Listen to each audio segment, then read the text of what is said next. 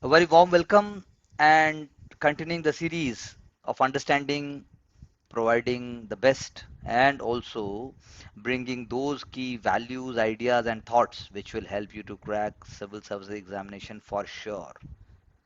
Why we are saying for sure? Because we are not giving you any ready-made pizza. We are trying to create an ecosystem for you where you can understand the values, you can understand the process and the coding which is required to crack the exam. हाँ बिल्कुल आपकी मदद के लिए आपकी सहायता के लिए below the video you can always go to the PDF link and also see the mains questions so that you can understand at least the topic. Because उतना ही प्रेशर देना चाहिए जितना गाड़ी झेल सके. टू व्हीलर के अंदर फोर व्हीलर की कार का प्रेशर नहीं दिया जा सकता. That is Y everything requires a systematic approach. That is the that is the key hallmark and the key idea which we practice and हम स्टूडेंट को साथ लेकर चलते हैं, हम उसको समझाने की कोशिश करते हैं. Obviously everybody is not meant for everything. That is why one fit all strategy में हम बिलीव नहीं करते. Like the way administration requires different kind of intervention for different problems, similarly should be the preparation. You should be your own role model, you should be your own topper. Everyone who gets success in their life, it is not through books only, it is through application of books, it is through application of information. That is why information का कोई cost नहीं, लेकिन उसको समझना है, उसको कैसे apply करना है, उसको कैसे सीखना है, डेफिनेटली उसका एक कॉस्ट, उसका एक सिस्टम, उसका एक प्रोसेस होना चाहिए.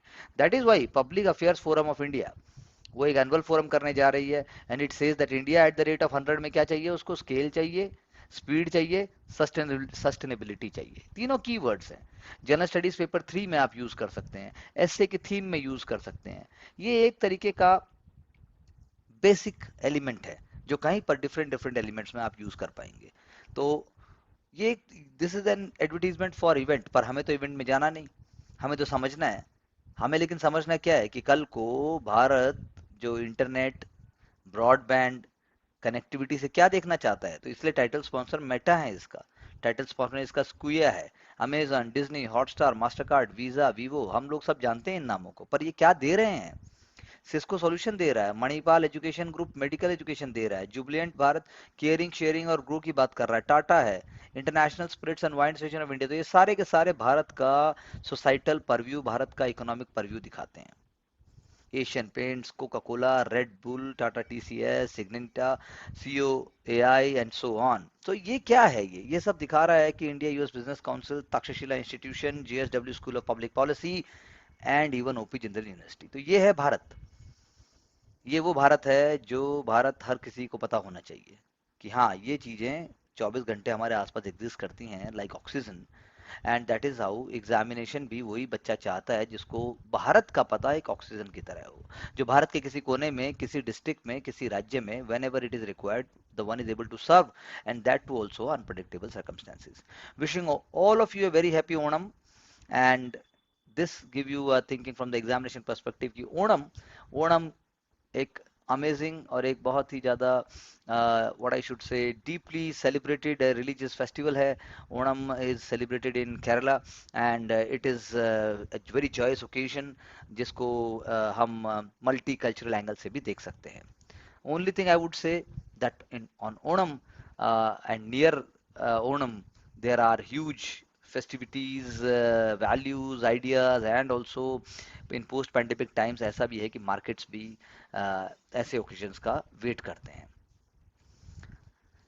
Coming to the key elements to understand कि सोसाइटी में चल क्या रहा है. तो जनरल स्टडीज पेपर 3 की अगर हम बात करें, जो बात करता है इंक्लूसिव ग्रोथ की, जो बात करता है डिस्ट्रीब्यूशन ऑफ रिसोर्सेज की, तो यहाँ पर जो है गवर्नमेंट ने emergency credit line guarantee scheme, emergency credit है ये, not in the normal times, emergency credits line guarantee scheme की जो बात है उसके अंदर गवर्नमेंट ने जो लोन दिए, out of 6 MSME loans, out of 6 MSME loans, one loan has gone, or one loan has become NPA. It has become you can say non-performing asset because it is coming under micro, small and medium enterprises. So एक loan out of the 6 loans is coming NPA. Why it is happening? The question is that they are not able to sustain. The question is that they are not able to understand how to convert it into a profitable entity. कैसे उसको कर पाएं, इसका मतलब है problem still is going on. इसके लिए government ने national credit guarantee trustee company limited, national credit guarantee trustee company limited, NCGTC, this is a very important point for prelims. Union ministry of finance की एक body है जिसका नाम है national credit guarantee trustee company limited. वो बनाई और उसने कहा कि हाँ दिक्कत तो है but we are trying more and more. And the goal is जो भी माइक्रो स्मॉल इंटरप्राइजेस हैं वो एनपीए ना हो पाए.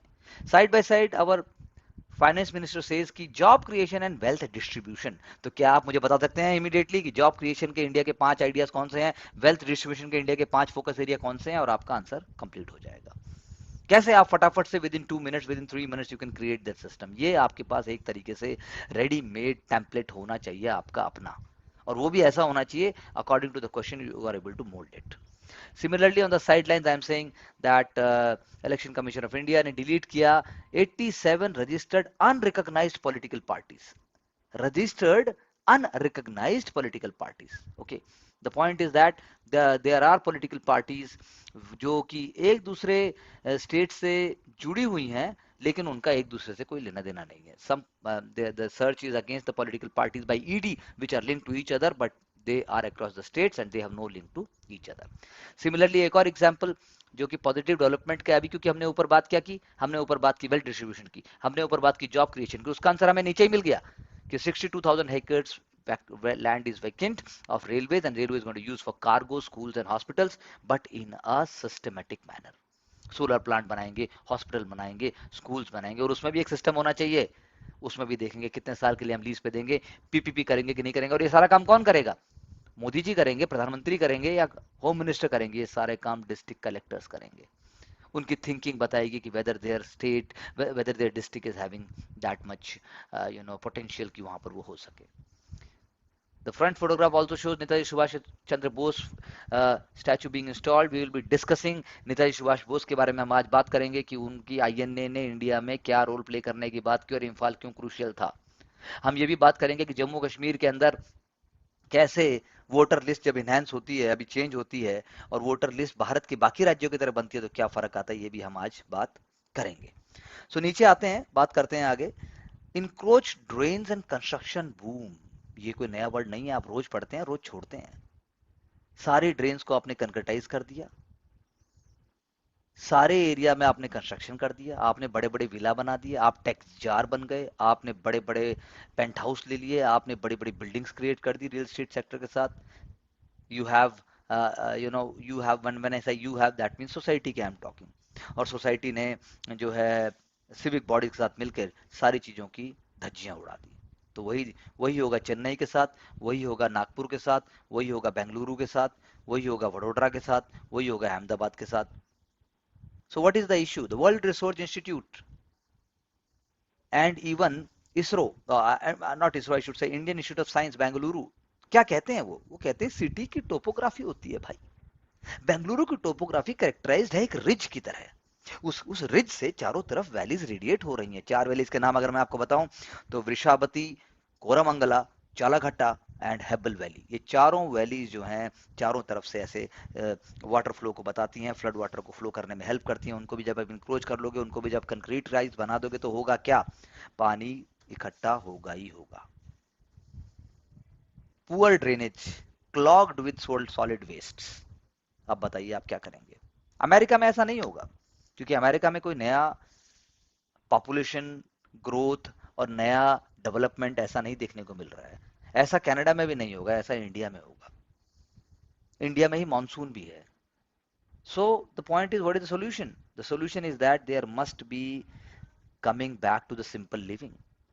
There must be giving value and sanctity to nature and also respecting the topography and the natural landscape of a city. उसके बिना काम नहीं होने वाला. मैंने आपको दोनों बातें समझाई. तो अब इसके अलावा अगर हम बात करें फ्रंट पेज की एक और बहुत इंपॉर्टेंट जो हम कई दिन से चर्चा भी कर रहे हैं, जिसमें हम भारत और बांग्लादेश की यदि हम बात करें तो दिल्ली ढाका स्टेटमेंट अगर एक शब्द आता है तो की टेक अवेज क्या होंगे? अगर आपको 5 टेक अवे कोई 1 मिनट से पहले पूछना चाहे इंटरव्यू के अंदर, जब आपसे पूछा जाएंगे, बोर्ड चेयरमैन या बोर्ड मेंबर आपसे कहेंगे can you throw light on Delhi Dhaka relations, और आप बोलते हैं sir ensuring uninterrupted supply of essential goods, building railway links in Bangladesh, allowing coastal radars along the neighboring country's coast. There will be no supplementaries. अगले question पे आप चले जाओगे अगर आपने इतनी क्लैरिटी से बता दिया तो। मेंस के अंदर ज्यादा क्लैरिटी चाहिए और इंटरव्यू के अंदर सुपर क्लैरिटी चाहिए, पीटी में क्लैरिटी चाहिए, क्योंकि हर बार आपका लेवल उठता जाएगा। इसीलिए पहले इंटरव्यू नहीं हो रहा है, पहले इसलिए बोलिए मत, पहले सोचिए, फिर लिखिए और फिर बोलिए। हम अक्सर उल्टा करते हैं, पहले बोलते हैं, फिर लिखते हैं और फिर सोचते हैं, इसीलिए गेम कभी खत्म होने वाला नहीं है।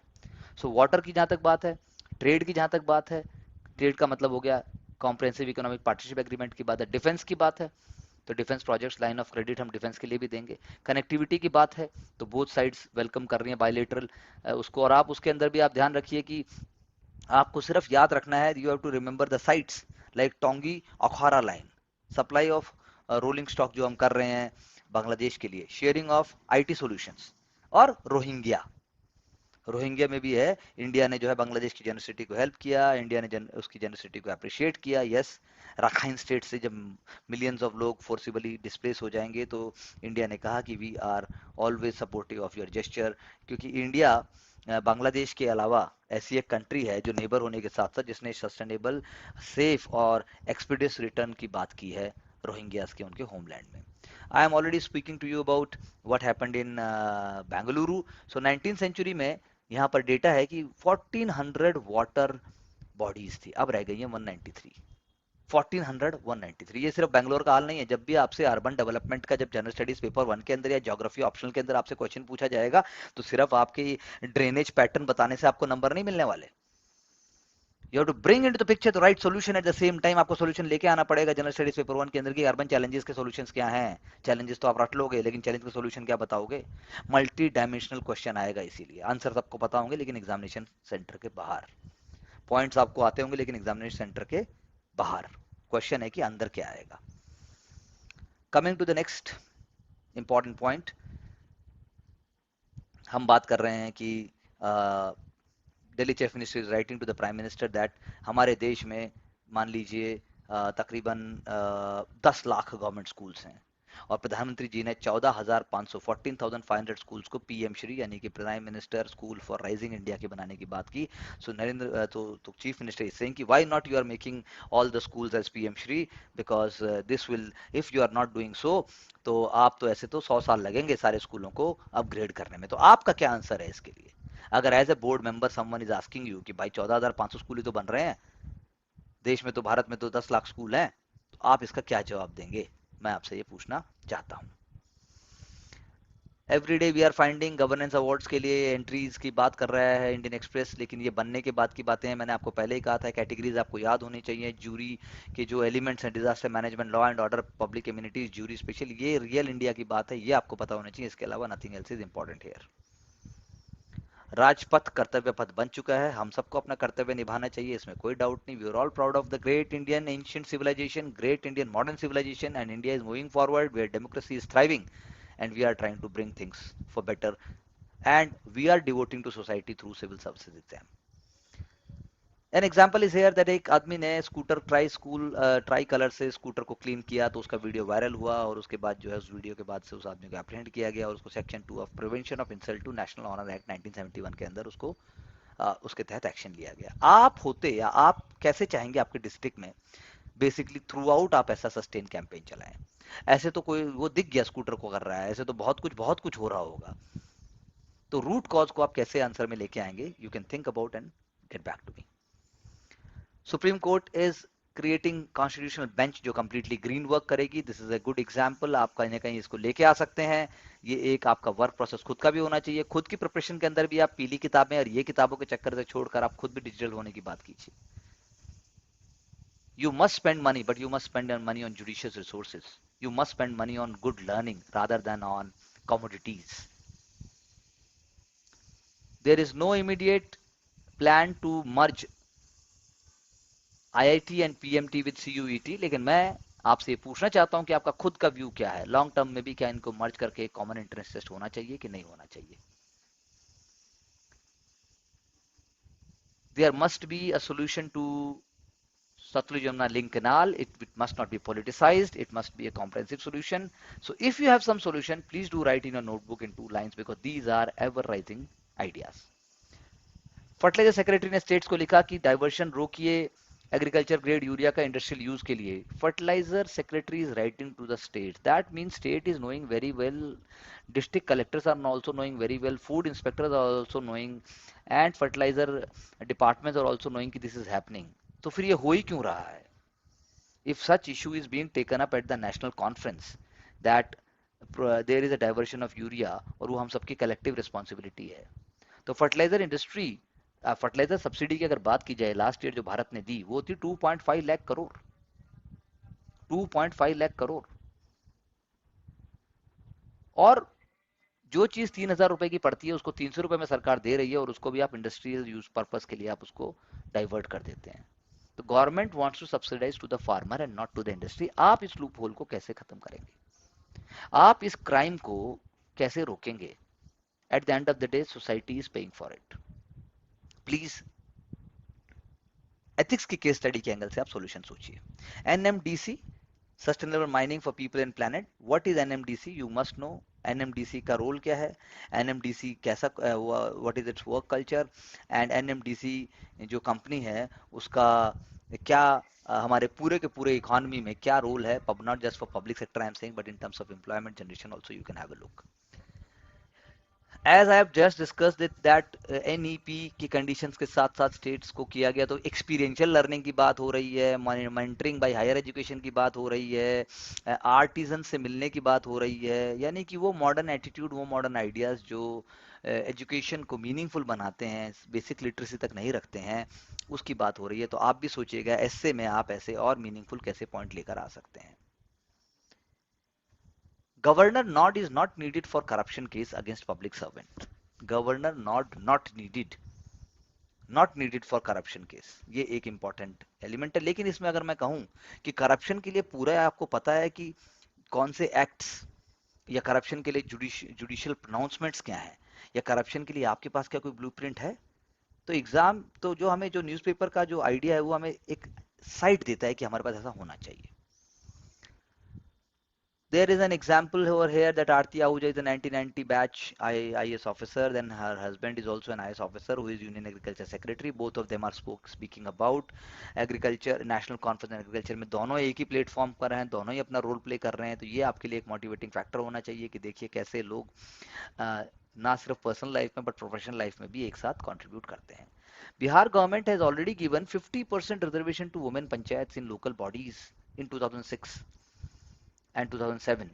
अब Bihar government has come up with the idea that वो बिहार की वुमेन जो अपने राज्य में भी नहीं है, मैरिड हैं, राज्य से बाहर हैं, वो भी गवर्नमेंट सर्विस के लिए अप्लाई कर सकती हैं. वो सब की क्रीमी लेयर में नहीं होनी चाहिए. जब उनके पिताजी की कास्ट को वो यूज करेंगी, पिताजी की कास्ट को यूज करेंगी, they can avail the benefit of reservation if their father is a permanent resident of Bihar.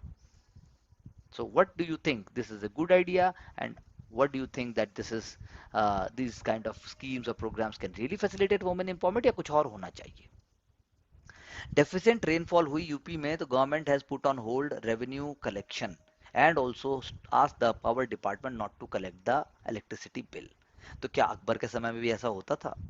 क्या अशोक के समय में हमने ऐसा कुछ पढ़ा है? क्या हमने ब्रिटिश रूल में परमानेंट सेटलमेंट सिस्टम में टाइम में भी हमने ऐसा कुछ पढ़ा था? जस्ट कंपेयर कीजिए, just for you I am giving an idea. Woman winner of a tribal seat in Sarpanch poll, she has gone to the High Court and she is conveying that there is a problem with the winner because she has fudged the data. She is actually, she is actually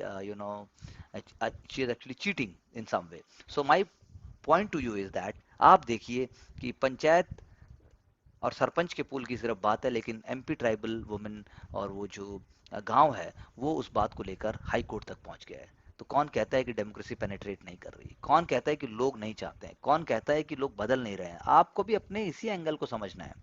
and you have to understand that what is the requirement of the common people and you have to bring those ideas through your answers. Coming to continuous discussion on hijab, which we had discussed in our couple of previous videos also, ये एक target चल रहा है बहुत ही अच्छा. Supreme Court is actually bringing the idea of secularism and the idea of right, free fundamental rights. हम इस पे थोड़ी सी बात करेंगे. तो idea is that when someone says कि हिजाब की वजह से आप एक ही community को target कर रहे हैं और ये जानबूझकर discriminatory attitude and the government, then the Supreme Court is saying कि ऐसा नहीं है. The right to dress is the inherent in the status of an individual.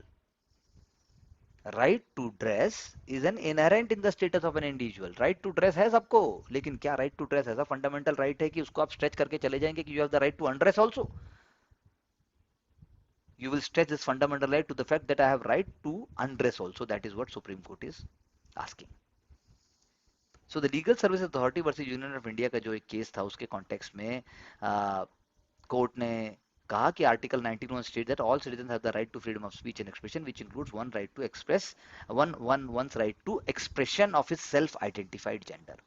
तो सेल्फ आइडेंटिफाइड जेंडर को आप ड्रेस के थ्रू, बिहेवियर के थ्रू, एक्शन के थ्रू कर सकते हैं, but that you can not take to the idle illogical length of saying that I can undress also. That is what right to undress will not mean right to undress. That is what the court is arguing. So the government order is not offending positive secularism. Not offending positive secularism. Okay, because that means that if someone is wearing rudraksh, if someone is wearing janeu, that is not equal to wearing an hijab, because rudraksh or cross or anything like that which is not displayed outside is actually concealed. Nobody is asking what you are wearing inside. So that is what is positive secularism. Ekam sat viprah bahuda vadanti. I repeat, ekam sat viprah bahuda vadanti. Truth is one, the learned call it by different names. Truth is one, the learned call it by different name. That is what Supreme Court is saying. This statement is that there is one God, but there are different ways to achieve and interpret it as true by faiths of different people. So the question is not about violation of uniform, but wearing or displaying something as a part of your religious thing, as a part of your religious identity along with the uniform. So uniform is important, and state may not be accommodative of religious dress as such when there is a prescribed norm for certain uniform. तो इसका मतलब ये है, supreme court ने कहा कि secularism तो हमारे कॉन्स्टिट्यूशन में ओरिजिनली था भी नहीं. बट क्या हमारा कॉन्स्टिट्यूशन उससे पहले सेकुलर नहीं था? हमारा कॉन्स्टिट्यूशन शुरू से ही सेकुलर है, but only after 1976 you have the word secularism. That was a political statement. After 1976 there is a word called socialism. That is also a political statement. So this is how this thing is emerging. What a beautiful way to express and debate. आप अगर इसको समझ के अपने polity के notes को दोबारा पढ़ेंगे, दोबारा बनाएंगे, तो नेचुरली आपके मेंस के आंसर पर भी इम्पैक्ट आएगा.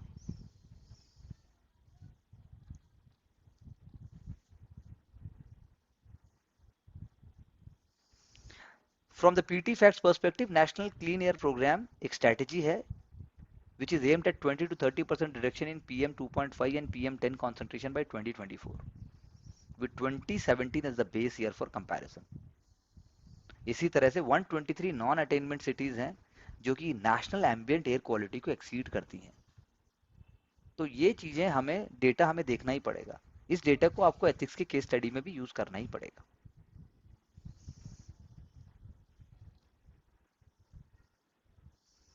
मूविंग फर्दर,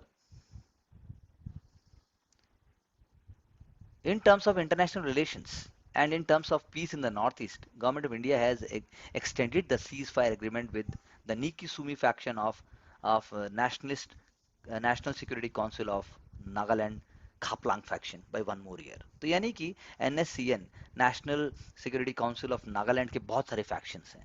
सभी factions के साथ Government of India has not सभी, it is a generic word, but with different sections of this group, Government of India has uh, conducted a ceasefire pact, and government is conducting negotiation with them so that they come on board and insurgency is stopped.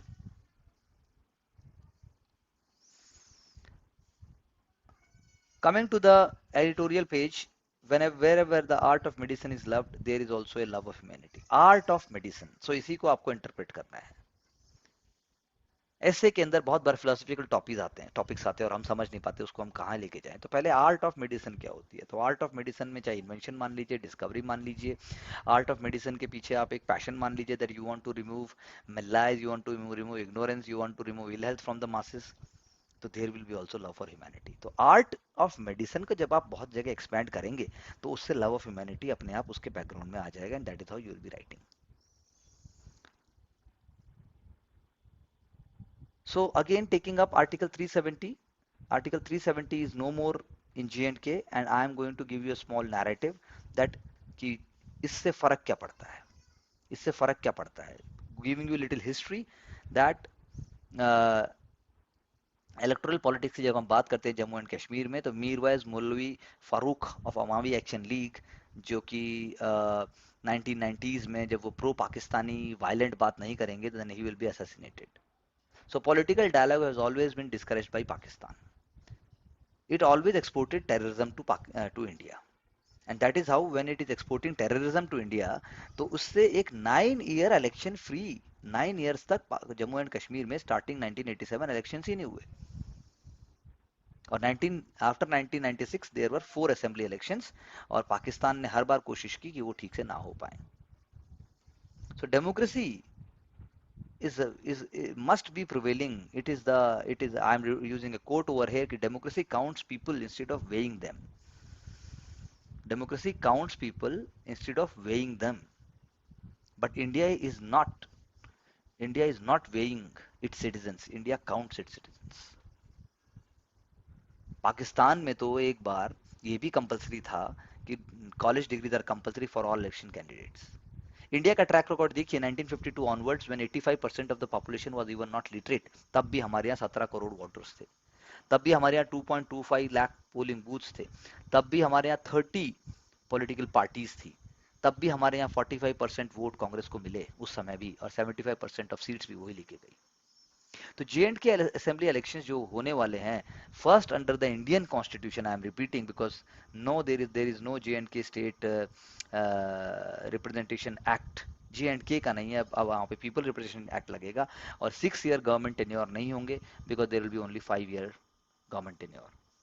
So National Conference as a regional political party has been winning the seats because of nominations, because of other kind of fanciful ideas and other kinds of barter system in one way. Women candidates women candidates have been the member, and after 1972 they contested for the first time, और उसके बाद से चीजें होती गई। Indira Gandhi ji, when she was the prime minister, then she campaigned all for few weeks, but still Farooq Abdullah led national conference, it went on to one. तो मुफ्ती मोहम्मद सईद हों, GM Shah हों, इवन आज के समय के गुलाम नबी आज़ाद हों, ये लीडर्स जो हैं वो रिफ्लेक्ट करते हैं एक पॉलिटिकल सिस्टम को, but may not be completely new modern traditional ideas in politics. Because when from the religious perspective, तो जैसे कि हर जगह होता है कि एक तरफ आपके शेख अब्दुल्ला के सपोर्टर बैठे होंगे, हजरत बल, बहुत ही famous Hazratbal shrine, you just google it Hazratbal shrine and you will get to know its history, it is a wonderful history. और सिमिलरली जो है जामा मस्जिद वाले होंगे, तो यानी कि रिलीजन भी आता है, पॉलिटिक्स भी आती है, कम्युनिटी भी आता है, but then we do not promote it. अब वहां पर ऑल इंडिया रेडियो है, पहले वहां पर रेडियो कश्मीर का नाम था। तो पॉइंट ये है कि अब Jammu and Kashmir delimitation commission ने जो बोला, 9 पार्लियामेंट्री सीट्स जो बनाई, 90 असेंबली कॉन्स्टिट्यूंसीज जो बनाई, they will give for the first time a chance to those who have been living there for decades. वो अब जे एंड के रेजिडेंट्स होंगे, 7 लाख से ज्यादा लोग बिहार के, यूपी के, उड़ीसा के, वो भी जे एंड के रेजिडेंट्स होंगे, और वो अगर रेजिडेंसी वेरिफिकेशन को पूरा कर लेते हैं, then they will be voting there, and that's how a new Jammu and Kashmir will emerge. So it's a wonderful piece, wonderful interpretation, जिसको आप एग्जामिनेशन के अंदर general studies paper 2, anthropology, sociology, psychology, public administration, even political science and international relations में भी कहीं ना कहीं use कर सकते हो, and indirectly in philosophy also when it comes to fundamental rights, when it comes to nation making and so on. अभी हमने बात की थी कि how Bengaluru as a tech city is diluted, लेकिन अनफॉर्चुनेटली नहीं है वो, यूनिक भी नहीं है, अनफॉर्चुनेटली यूनिक नहीं है। अनफॉर्चुनेटली यूनिक नहीं है। Why? Because as I just said कि म्यूनसिपल टैक्सेस जो हैं और जो इम्प्रॉपरेटरी बिहेवियर है, Jawaharlal Nehru national urban renewal mission के बाद का जो पैसा है, स्मार्ट सिटी प्रोग्राम कहाँ गया है मैं पूछना चाहता हूँ, बैंगलोर डेवलपमेंट अथॉरिटी का रोल क्या है मैं पूछना चाहता हूँ। सो कमाल की बात ये हो गई, very beautifully this article is summing up. आप ऐसे सटायर को अपने एसेज में, एथिक्स में और अपनी बातचीत में भी ला सकते हैं अगर आप हैंडल कर पाए कि भाई बेंगलुरु के अंदर बड़े बड़े घर डूब गए, बाहर से आने में टाइम लगा, लेकिन डिलीवरी तो स्विगी और जोमेटो को फिर भी 10 मिनट में ही करनी है। तो आप ऐप तो डिजाइन के बनाएंगे 10 मिनट में डिलीवरी करने के, लेकिन इस पानी का आप क्या करेंगे? Coming back to again one of the articles which is talking about economics, जी कि हायर डिवल्यूशन होना चाहिए, इंटरेस्ट फ्री लोन्स होने चाहिए, रिस्ट्रिक्शंस नहीं होने चाहिए, तो स्टेट्स का स्ट्रेस जो है कम हो जाएगा। यानी कि स्टेट सेंटर फेडरल रिलेशन का from the politico economic perspective ये बहुत अच्छा आर्टिकल है। यूनियन गवर्नमेंट ने टैक्स डिवल्यूशन को बढ़ाया, centre has stepped the amount of tax devolution to states, यानी कि ज्यादा पैसा दिया, इससे उनका स्ट्रेस कम होगा, इससे कॉरस्पॉन्डिंग पीरियड के अंदर वो ज्यादा ज्यादा पैसा they will be used the more capital infusion will help in will be helping in the economic development. It will also help them to even give up their money for pending loans.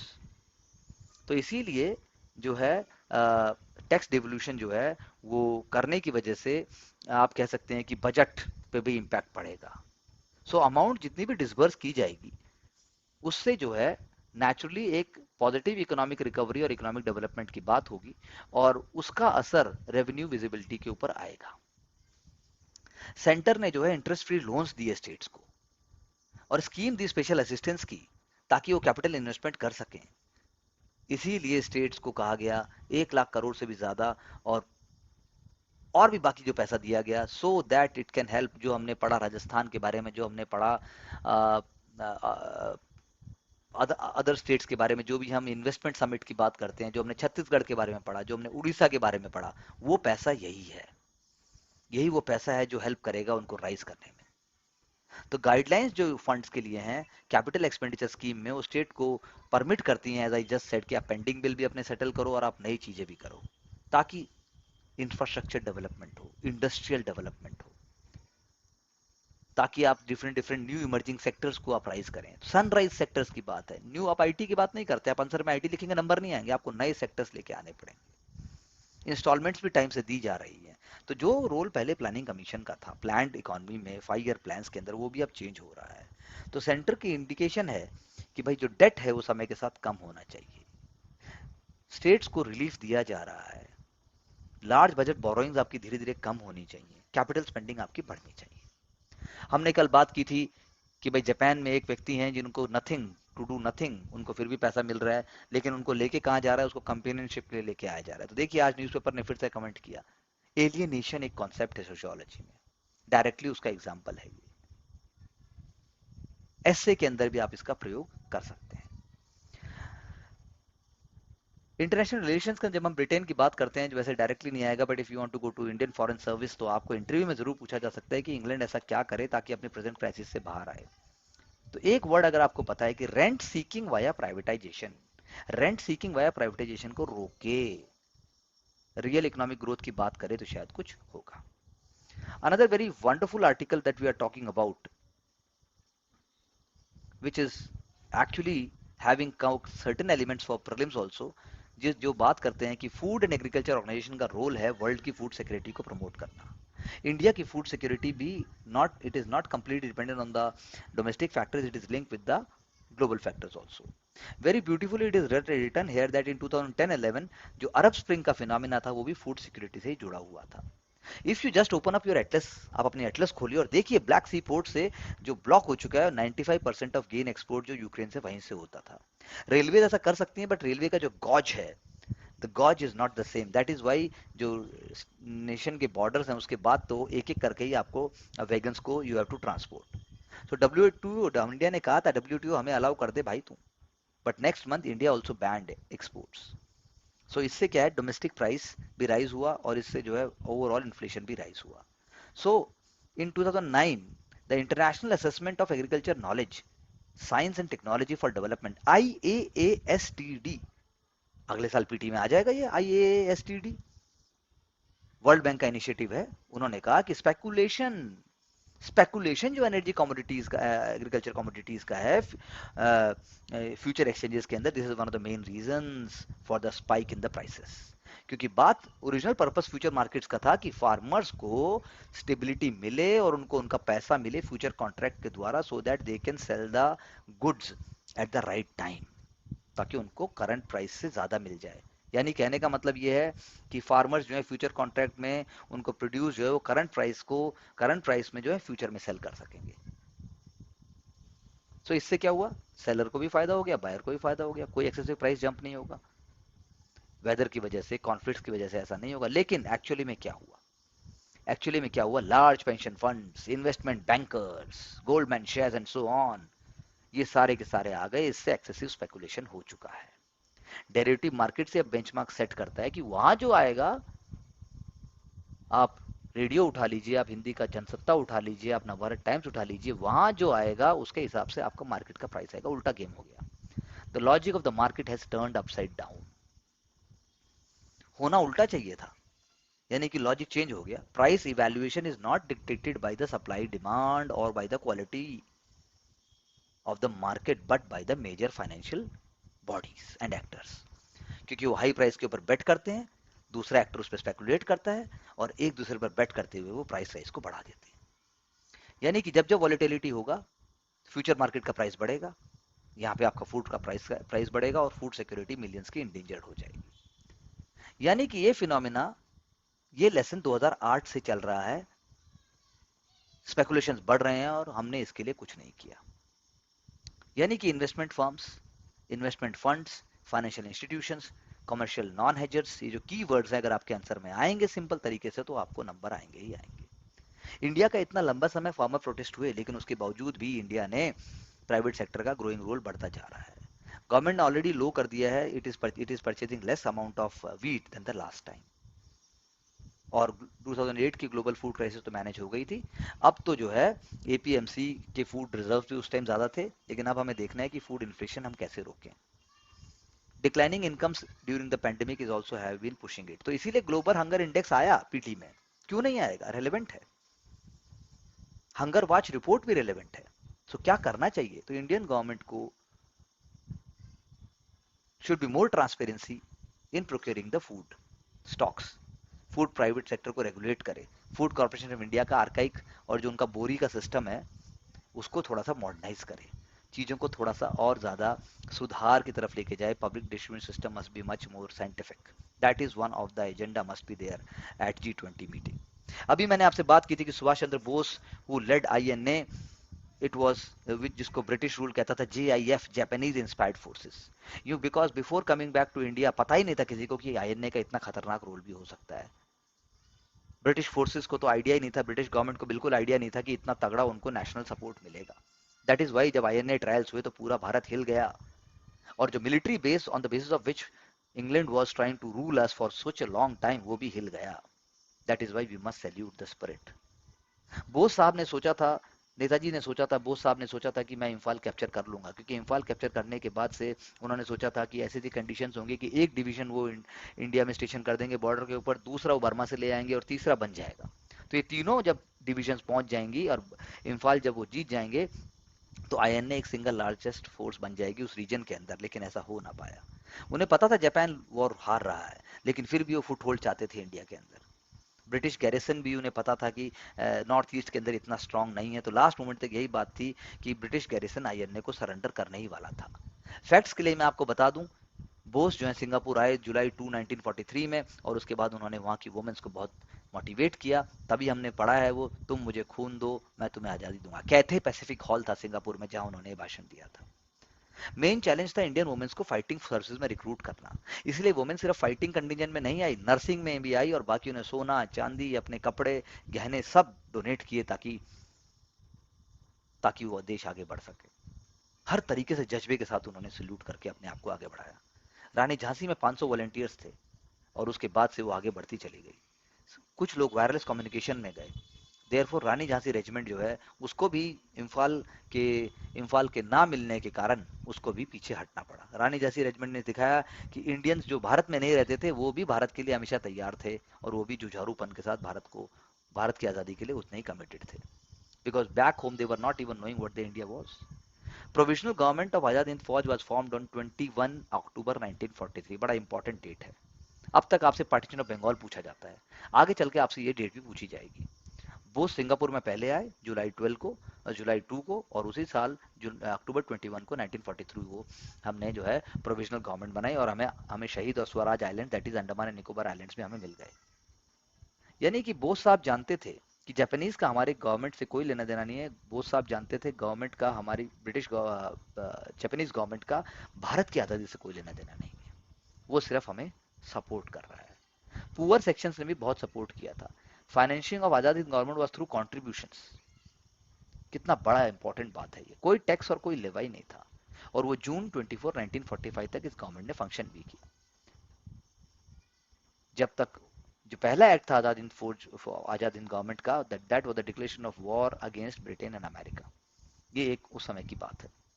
तो Bose maintain that Congress leadership को freedom चाहिए अपने ही life time में, लेकिन उनका ये कहना था कोई भी रिवोल्यूशनरी लीडर इस बात को एक्सपेक्ट नहीं कर सकता कि भाई वो फाइट जो है आगे चली जाएगी कि नहीं जाएगी। उनका कहना था कि हमें अपनी ही लाइफ टाइम में अगर फ्रीडम चाहिए तो इसके लिए हमें कॉम्प्रोमाइज करने पड़ेंगे, और कॉम्प्रोमाइज करने पड़ेंगे तो देश के दम पे हमें कॉम्प्रोमाइज नहीं करना चाहिए। So he was an exceptional leader who who was convinced by his actions and by words that India is a great nation. यह भी कहा जाता है कि अगर सुभाष चंद्र बोस होते तो भारत का शायद बंटवारा भी नहीं होता, ऐसा आइडियाज का कहना है। PM Shri School I have already explained to you, that is NEP Labs. Obviously we must walk, we must keep on walking. आप सिविल सर्विस की प्रिपरेशन कीजिए, मोटिवेशन चैट्स पढ़ने की जगह आप जो है साथ साथ में उसके कई बार वॉक कीजिए, कई बार उठिए। सिर्फ स्क्रॉलिंग करने से भला नहीं होने वाला। Coming to the world ideas and world news, मैं आपको सिर्फ एक दो, जैसे Russian European Union is saying that they are going to cap the Russian gas price. Russia is saying कि अगर आप मेरे को बताओगे कि मेरी गैस का प्राइस क्या होगा, मैं गैस ही बंद कर दूंगा। This is one thing I am stating you as a part of development. Alok Sharma is a part of the British Parliament, and he is the president of the UN Climate Change Conference COP26. मेरा एक video आप already visit कर सकते हैं on आंसरकारी। Sri Lankan economic crisis is the result of past immunity of rights abuses. यानी कि जो पहले लोगों के राइट्स थे, जो लोगों के अधिकार थे, उनका हनन करने की वजह से श्रीलंका की इकोनॉमिक क्राइसिस हुई है, ये एक स्टेटमेंट आया है। आप इस पर कमेंट कर सकते हैं। So Generation Z in China is actually trying to, link itself and trying to woo uh, Xi Jinping through the dress codes and ideas. तो ये एक आर्टिकल है which is talking कि स्टेबिलिटी चाहिए, सिंप्लिसिटी चाहिए, कुछ भी आप कीजिए आपको मिल के चीजें करनी ही पड़ती हैं। At one of the summits, Reserve Bank of India के Director General, he is saying कि CBDC, that is Central Bank Digital Currency, CBDC, India कोशिश कर रहा है that by the end of this year it must come out with internationalization of CBDC, जो payment issues को help करेगा, जैसे G20 या बैंक फॉर इंटरनेशनल सेटलमेंट, इनके लिए बहुत हेल्प होगी। Excellent cheap fast domestic payment system बनाने की बात हो रही है। और ऑब्वियसली आप अगर बात करेंगे इसमें सेफ्टी की, तो definitely it must be data security उसका हाईएस्ट और सुप्रीम पॉइंट का होना चाहिए। Definitely 63% corporates hybrid model embrace कर रहे हैं। सिविल सर्वेंट्स भी हाइब्रिड मॉडल में वर्क करते हैं, ऐसा नहीं है। अपने घर की जगह वो डिस्ट्रिक्ट कलेक्टर ऑफिस से बात करते हैं, लेकिन उनको फील्ड विजिट्स उनके लिए मैंडेटरी है। That is why work culture of corporates will always be different from civil servants. Centre सिर्फ लोन अथॉरिटी होना चाहिए इंटरनेट शटडाउन के लिए, स्टेट्स को ऐसा कोई ऑर्डर नहीं है, ऐसा इंडस्ट्री को कहना है। इंडस्ट्री का ये कहना है कि सेंटर प्लीज गवर्निंग अथॉरिटी बने, इशुइंग अथॉरिटी बने, इसके लिए एक लीगल फ्रेमवर्क होना चाहिए। ये एक तरीके का ओपिनियन है जो आपके आंसर्स का पार्ट बन सकता है।